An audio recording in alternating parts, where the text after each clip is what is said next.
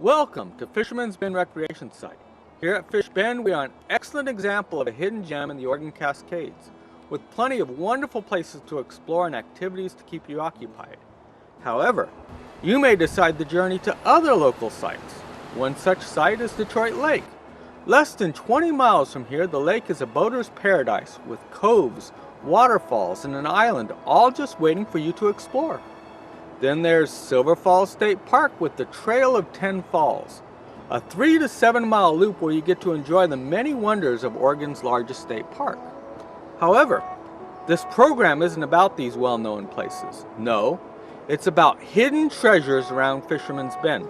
Treasures like waterfalls, caves, arches, and mountain lakes, all within a 30-mile radius of here. And as a bonus, at the end of the program, I will tell you how to get to a secret beautiful place within walking distance of the amphitheater. So take a seat and relax as we take you on a journey to see what's around the bend. We will start our journey by taking you west down Highway 22 to Mahama, where you'll find a flashing yellow light at the Gingerbread House. Head north from the light on Fern Ridge Road 1.25 miles to Shellberg Falls Trailhead. From the trailhead, you'll have a pleasant 1.25 mile uphill walk that may provide some challenges along the way, as I soon found out. Besides the lost goslin that adopted Crystal as Mother Goose, we had the guards of the falls, just waiting for our arrival. Not to worry though, the cattle will move right out of your way as you approach them.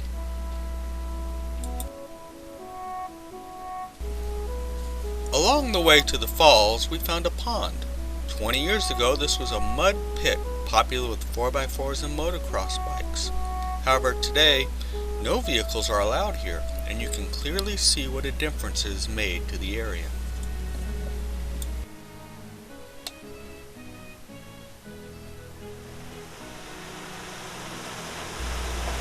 As we continued up the trail, we came to a bridge.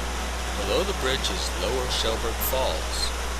From the picnic table across the bridge, you can watch the 40-foot falls as it plummets into the mossy canyon below.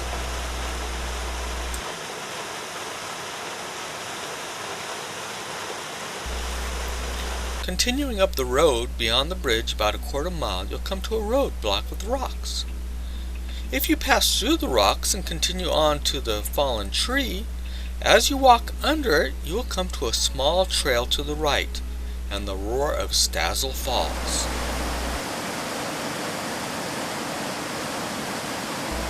Stowell Falls was one of the hardest places to film because it's impossible to get all in one picture.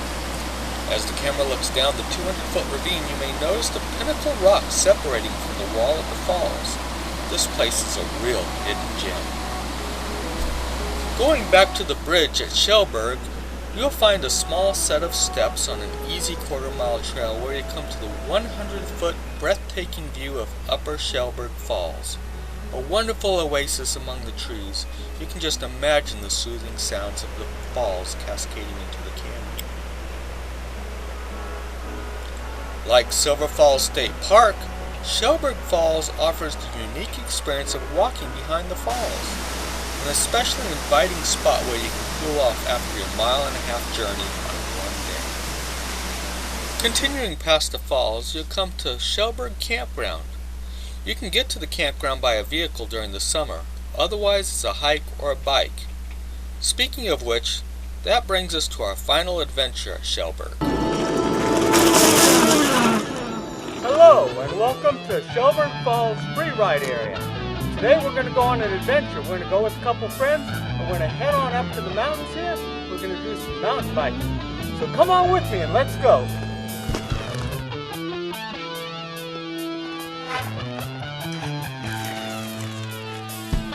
Hi, I'm Andrew Arboyle, And I'm Rebecca Arboyle. and we're going to attempt to mountain bike. I'm Kevin McDermott and I'm out of my mind.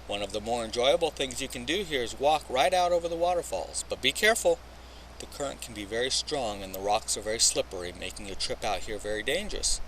So if you choose to go out over the falls, be extra careful, use common sense, and watch for any warning signs so you won't be one of the falls casualties. As you've been going through the film, you may notice a flashing G in the corner and probably wonder, well, what does that mean? Well, that means that where that is being filmed at, there's a geocache. Geocaching is a sport that allows you to use your GPS to find little treasures hidden away. For example, right here where I'm at, there's a treasure underneath this tree. Oh yeah, right here. In here is a waterproof box, and inside the waterproof box is this tablet where you write your name, saying that you found it, and then there are little goodies here. And what you do is you bring some with you and you put them in and you can take some out. It's a neat sport, but one of the most fun things about it is it allows you to find places that you would not normally be able to find, as you've seen by the flashing G's throughout the film. So if you get a chance, try geocaching. It's great fun and great for the family. And here at Fisherman's Bend during the summer, we even have a geocaching introduction here during our family events. So look out A for few them. miles farther up the road, it turns to gravel and forks. Straight to the road 2209, which we'll come back to later, and right to road 2207, which we will follow up towards the high country. Just 1 mile down 2207, you'll come to the county park Three Pools. Three Pools is a spectacular location of beauty with its rock formations and beautiful chilly opal-colored water that seem to invite you for a swim.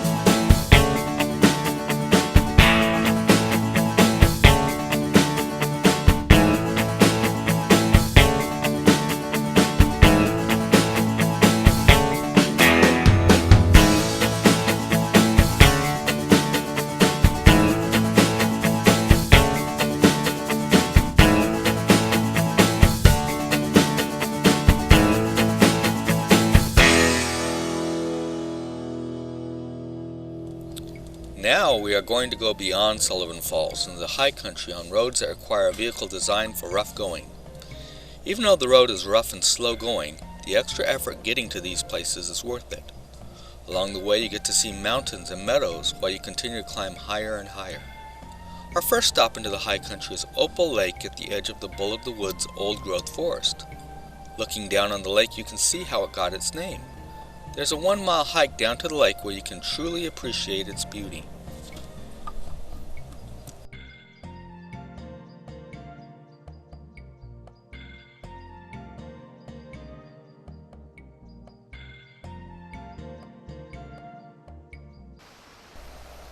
Just north of Three Pools on 2209 is this next hidden treasure that looks like it belongs in Hawaii. Henline Falls is a 120-foot falls that shimmers in the sunlight, making it one of the most beautiful waterfalls in Oregon. Getting to the falls requires a 1-mile hike on a fairly level path, and once you've arrived you will find a deep mine to the right of the falls. Just make sure you have brought a flashlight if you plan on visiting it, because it is a 1/4 mile in until the water gets a little too deep for you to step into.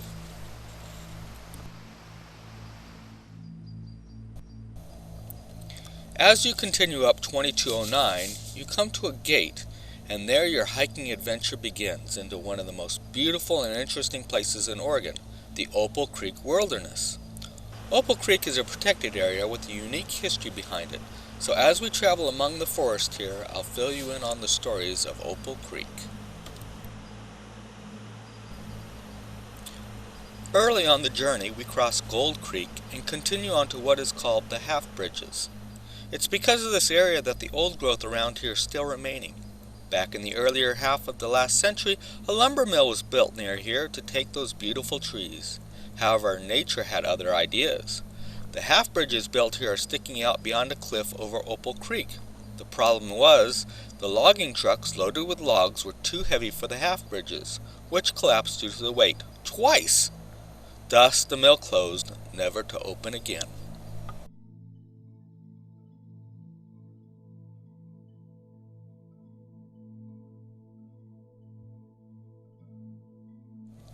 As I continued along the level 3.5